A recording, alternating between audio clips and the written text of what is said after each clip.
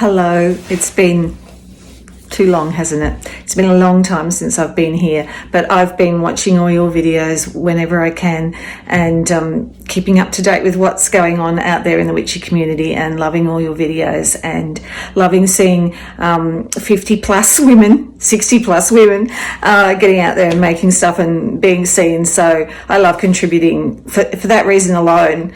I've started watching the 50 something witch who I absolutely love. I'll put a link to her video down below as well. Hang on. Yeah, so anyway, so I've just put together this mishmash. Ooh, I'm having a hot flash. I put together this mishmash of a video for you guys. I hope you enjoy it. It's just really it's just Sunday together, cup of tea, just kick back and enjoy. And it's just away from Australia to everybody out there. Okay, sending loads of love and blessed be. Bye.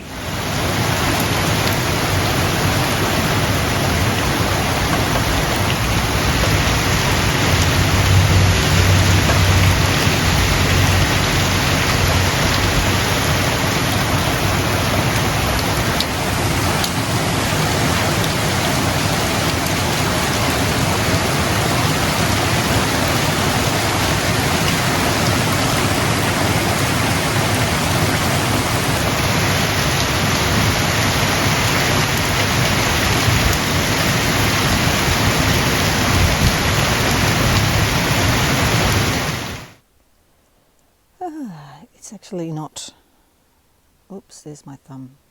I'm out of practice. It's actually not raining, so I thought I would take you outside and show you what's going on in the garden this spring. As you can see, everything's bowing under the weight of, we've had so much rain. Yesterday, bucketed down all day, but the sun is shining and the garden is wild. But it's beautiful, and the bees are up and busy. It's actually daylight savings today, so I've just lost an hour. I didn't know it was daylight savings, so I woke up at the usual time, and to find it was, my watch said one time and the phone said another time. But anyway, that's what happens with daylight savings, isn't it? The phone automatically jumps forward an hour and your watch stays. Oh, there's Harry. Watch stays where it was. So you can see that it's very lush and verdant here at the moment, and we're in desperate need of weeding, but that's pretty much always what it's like. I have got some basil in. That's an old bed head that's fallen down. It's usually on the fence. I need to put it somewhere else. The old iron bed head. And some cos lettuce have gone in. Coriander has been doing fabulously, but I think that's about to go to seed. It's a great surprise to me that coriander thrives in the cold. He's having a drink. They like their water outside in big bowls, don't they, cats? Yeah, so anyway, we'll see how that coriander, I keep trimming it. This is a dear little tree that I planted last year. It's a,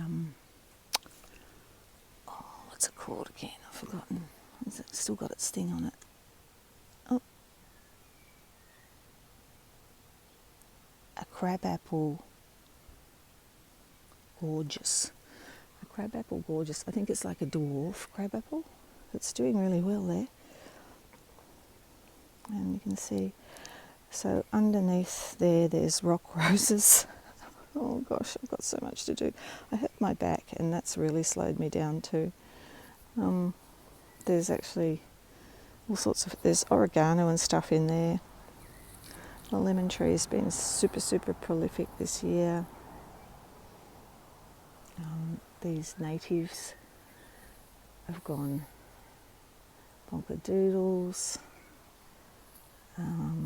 As you can see, this, let me have a look. This one's going to flower, isn't it? I think.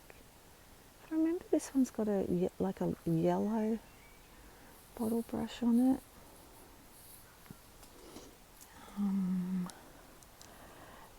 The irises are coming out. There's a buddleia there, which is doing really well. This is lemon verbena, and my goodness, did she get knocked hard by the frost. She's still alive though, as you can see there. I need to cut it right back. I'll cut it right back now that the weather's actually sort of kind of warming up, and it will recover. It's happened before. The crepe myrtle is just coming into flower, into leaf. Sorry about I should just make a blanket apology at the start, shouldn't I? And this is a red bottle brush that took years to get established, about 3 years, but now it's taller than me. So that's doing well. That's going to bring a lot of birdies. Some irises coming up randomly there. And granny grapefruit there. Beautiful ivy climbing up that tree. This is a bit special. Look at this oyster plant. Isn't it fabulous? Yeah, it's just always amazes me. The summers here are so harsh, and in summer this dies back to nothing. You wouldn't even know there was apart from all the dead leaves, you wouldn't know there was a plant there. And then as soon as the weather's right, in she comes again, and she shoots up these magnificent flowers, which are just starting to come in. They're very, very spiky, so I don't like to touch them. And there's a little crepe myrtle in here that survived our long, frosty, hard winter, so it's coming in, so that's good. That's only been in the ground a year, or not even a year. And this prehistoric rain plant, isn't it a beauty? Right down in the wild back corner. As you can see behind that, that is a bit of a schmozzle down there. We're actually getting that all cleared out. We're getting the local fellow who's got a little bobcat, he's going to come in and clear out all that weed and mounds that's leftover dirt from the building site. So, I don't think it's really good for Gandalf, the big grey gum tree, to have all that lying up against his trunk. So we'll get all that cleared out as soon as our bobcat man comes back from his holidays in Queensland. A fire pit all ready to rock and roll. We'll probably have a fire this weekend actually if it dries out. Got some beads on this tree. Don't know what this is. I planted it, but I don't know what it is. It's doing really well anyway. And then there's just a bit of scrappy stuff there again, mounds of dirt left over from the building when we did the studio. Studio's doing well. I haven't got the key. The studio's doing well. That elephant plant is not doing well. Oh dear. God, elephant plants are so, I don't know, you're supposed to just ignore them. But you know, anyway, it's dead, I think. Poor thing. Woodshed needs clearing out. But have got some strawberries taking off there. Hooray, hurrah. And down here in the little wild fairy garden, it is just going bonkers. You see, also, you can't see it at the moment, but this is usually a hive of buzz because the whole garden I planted for bees. Yeah, it's a bee garden. And this will be covered. Oh, some parrots just flew by. This will be covered as the morning progresses.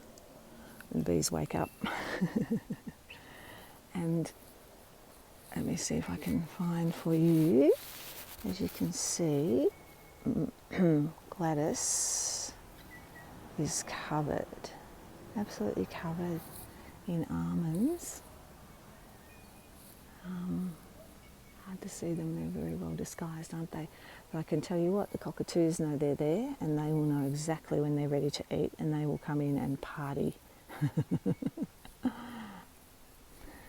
I won't go much further down here, it's getting wilder and wilder, but as soon as it's a little bit dry, I will come down here with the whippersnipper and clear it out a little bit more. That wormwood's gone bananas, but I don't like to cut that by hand. I get David to do that because I'm very sensitive to some plants, and wormwood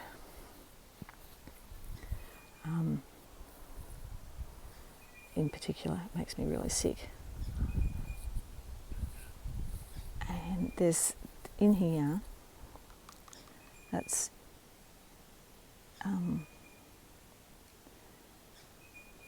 there's a fairy altar in there, but it's again overgrown and in need of love, but there are little offerings, and you've probably seen this many times before. There's our Celtic god and goddess there, fallen over. I don't worry too much about these things. This is, fairies are wild and they don't like to be disturbed, and they're not looking for necessarily for, man-made trinkets, although they do like sparkly things, don't they? But I think just to have something with offerings and things hidden down here. There's little stuff in there, handmade lighthouse that my son made at school.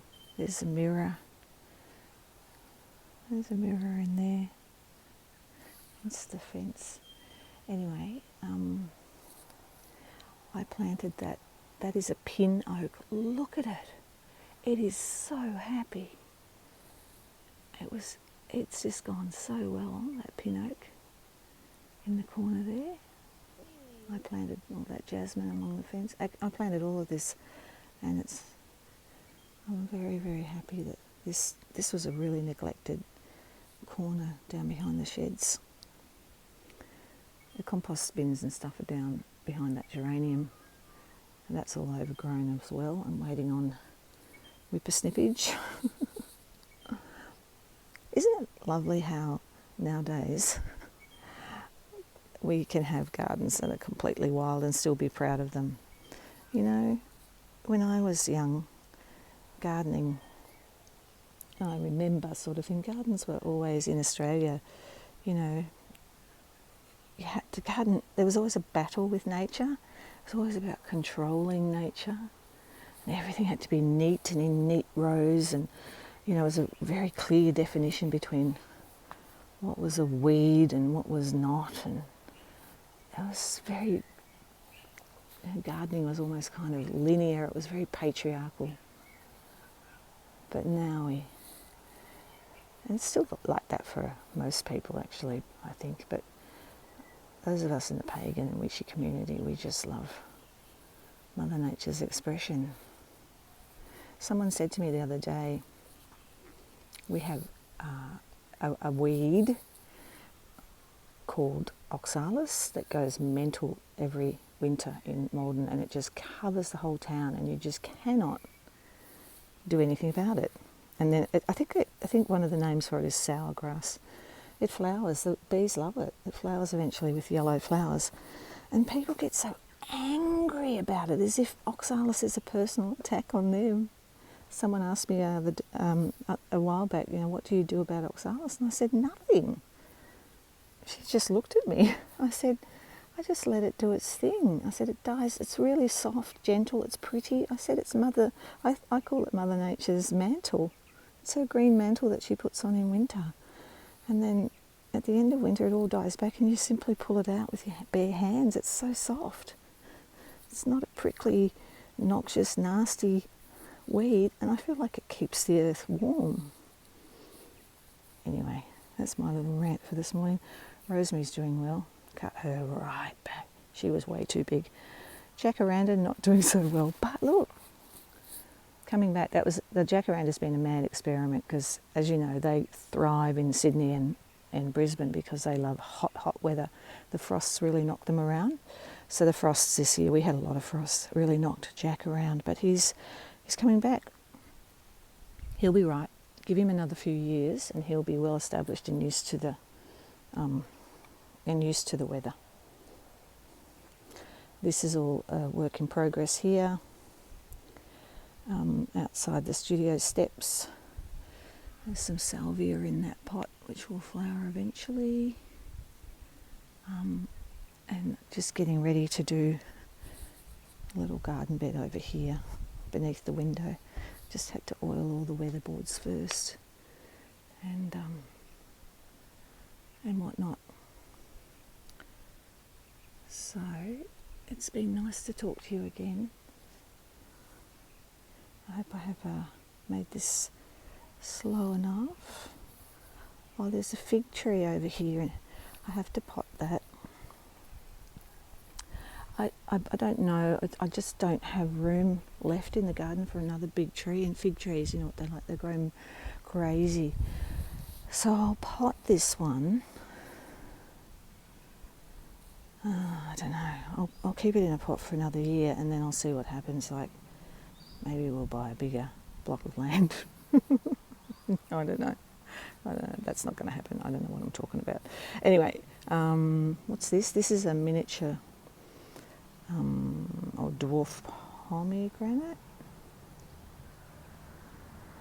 and the dwarf bay, she's just finishing flowering.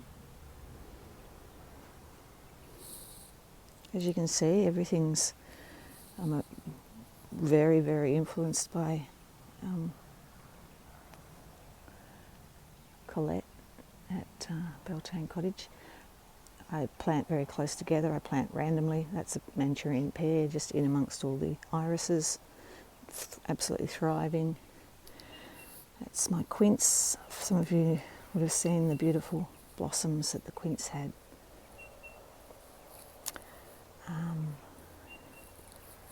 Yeah, anyway. That's Vietnamese mint growing there nicely. I love Vietnamese mint.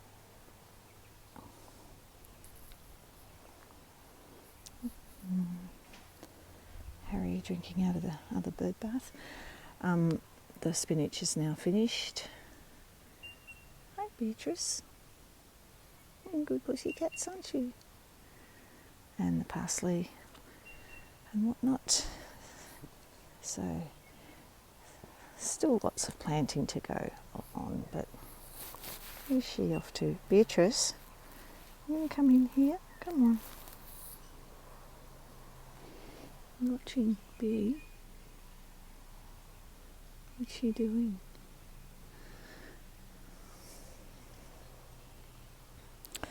All right.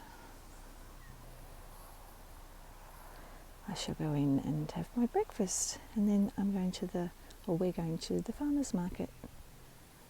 And despite what the sky says, it isn't going to rain today. It's going to be sunshine and 18, I think, so it's a beautiful day. Might even put the umbrella up and have a cup of tea out here later if the table dries in time. What do you say, Harry?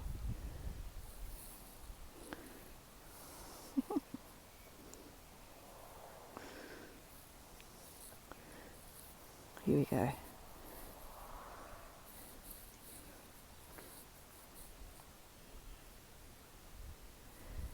Okay, how do I stop this?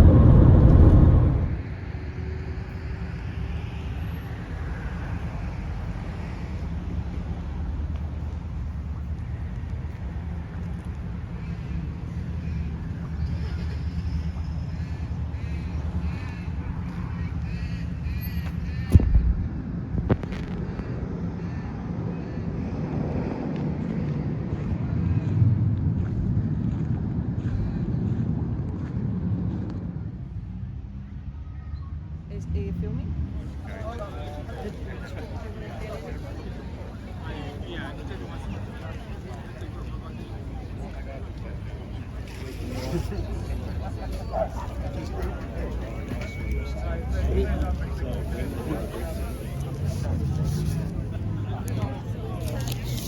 Well, I'll go back.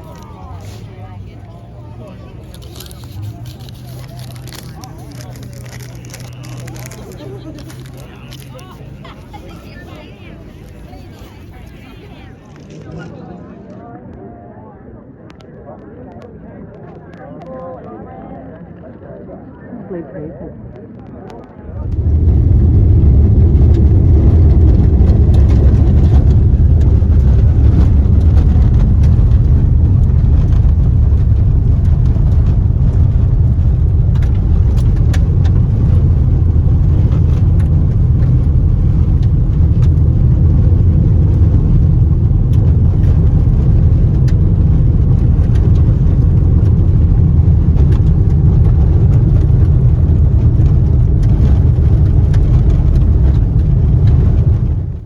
Okay, what did I get at the market? I didn't get that scarf, but I needed that scarf.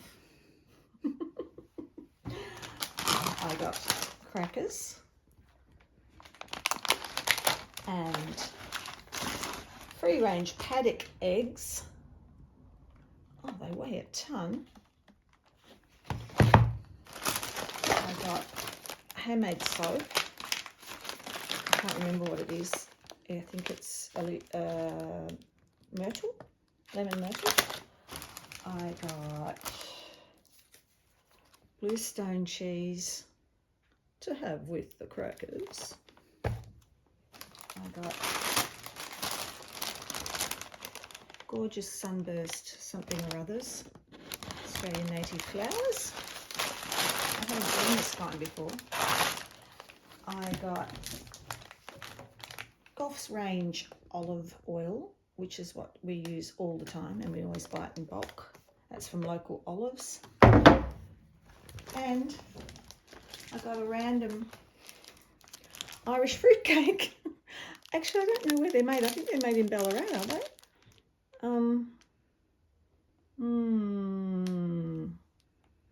Not sure where they're made. Malmesbury. Okay. They're delicious. They always makes me think of Christmas. I know Christmas is coming when O'Callaghan's Irish fruitcakes are for sale at the market. And they are delicious and full of whiskey. So that's what I got at the markets today. So it's Sunday afternoon and I'm just in from the market, and so I'm going to come out here into the studio, which keeps mutating, and I'm going to sit here and put together this little video. So you can see the garden that I showed you this morning from in here, and yeah, so that's, I don't know whether I've showed you the studio. I've showed others my studio, but I've moved all my picture books out here. I don't know if I've put it on the I Found a Fox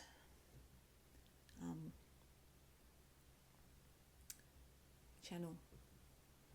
Sorry, I'm a bit vague, aren't I? My brain's in another space now because I'm thinking I've got to get on with this video and get it put together, and that'll be good. So I've got the heater on. I'll probably go and put my tracksuit on so I can get all cozy out here with the radio on, and we can get creative together, me and the girls, and I can make this little video. All right, Harry's going to help me. Studio cat. There you go, fella. Mr. Doobie. Don't bite me. Okay, I will see you in this video.